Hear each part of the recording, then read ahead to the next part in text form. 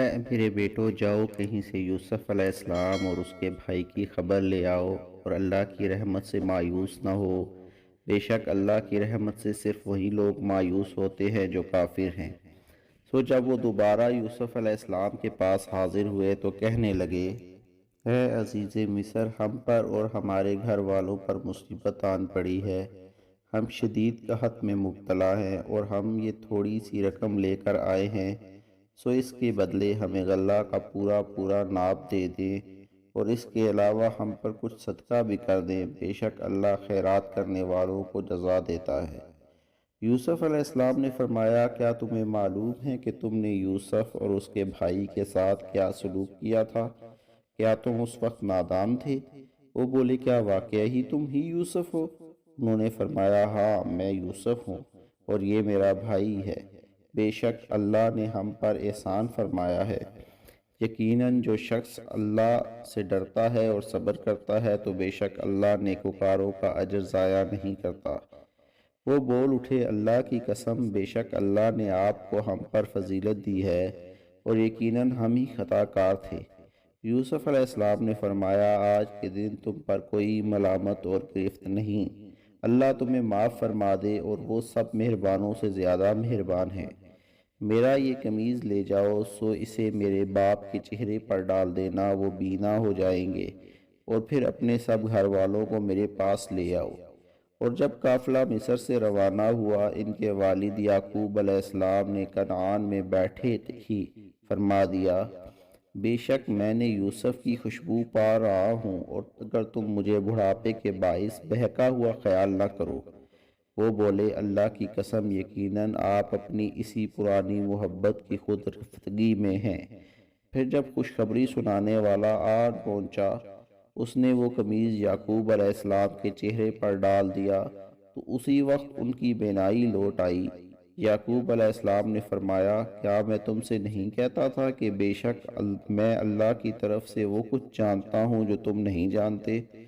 وہ بولے، اے ہمارے باپ، ہمارے لیے اللہ سے ہمارے گناہوں کی مغفرت طلب کیجئے، بے شک ہم ہی خطا کار تھے۔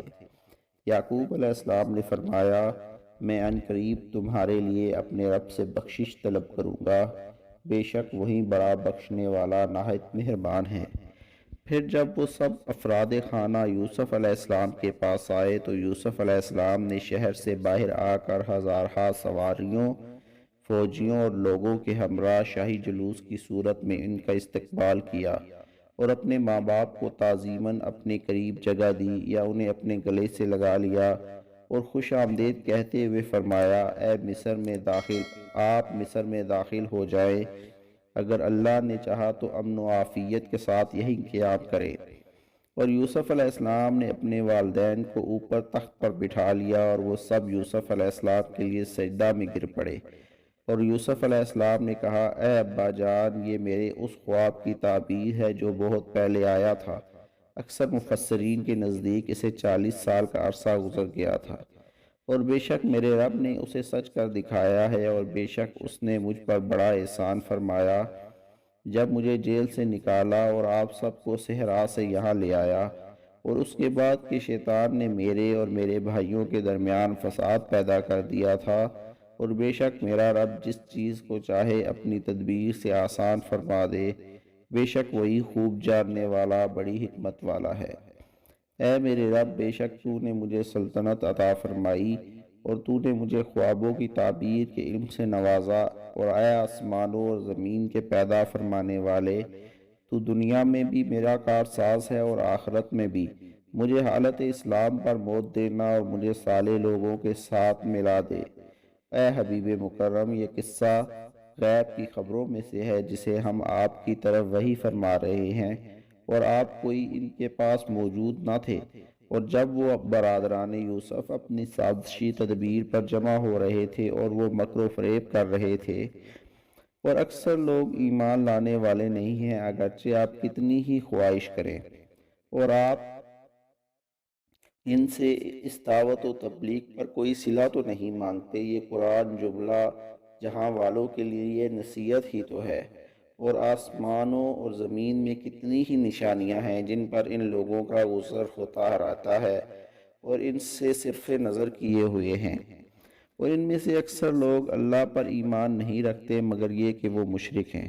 کیا وہ اس بات سے بے خوف ہو گئے ہیں کہ ان پر اللہ کے عذاب کی چھا جانے والی آفت آ جائے، یا ان پر اچانک قیامت آ جائے اور انہیں خبر بھی نہ ہو؟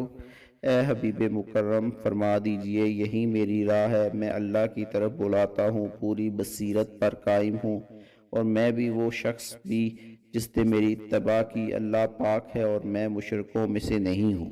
اور ہم نے آپ سے پہلے بھی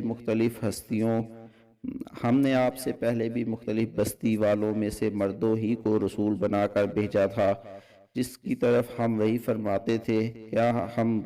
کیا ان لوگوں نے زمین میں سیر نہیں کی کہ وہ خود دیکھ لیتے کہ ان سے پہلے لوگوں کا انجام کیا ہوا؟ بے شک آخرت کا گھر پرہیزگاری اختیار کرنے والوں کے لیے بہتر ہے۔ کیا تم عقل نہیں رکھتے؟ یہاں تک کہ جب پیغمبر اپنی نافرمان قوموں سے مایوس ہو گئے اور ان منکر قوموں نے گمان کر لیا کہ ان سے جھوٹ بولا گیا ہے، یعنی ان پر کوئی عذاب نہیں آئے گا، تو ان رسولوں کو ہماری مدد آ پہنچی۔ پھر ہم نے جسے چاہا اسے نجات بخش دی، اور ہمارا عذاب مجرم قوم سے پھیرا نہیں جاتا۔ بے شک ان قصوں میں سمجھداروں کے لیے عبرت ہے۔ یہ قرآن ایسا کلام نہیں جو گڑھ لیا جائے، بلکہ یہ تو ان آسمانی کتابوں کی تصدیق کرتا ہے جو اس سے پہلے نازل ہوئی ہیں، اور ہر چیز کی تفصیل ہے اور ہدایت ہے اور رحمت ہے اس قوم کے لیے جو ایمان لے آئے۔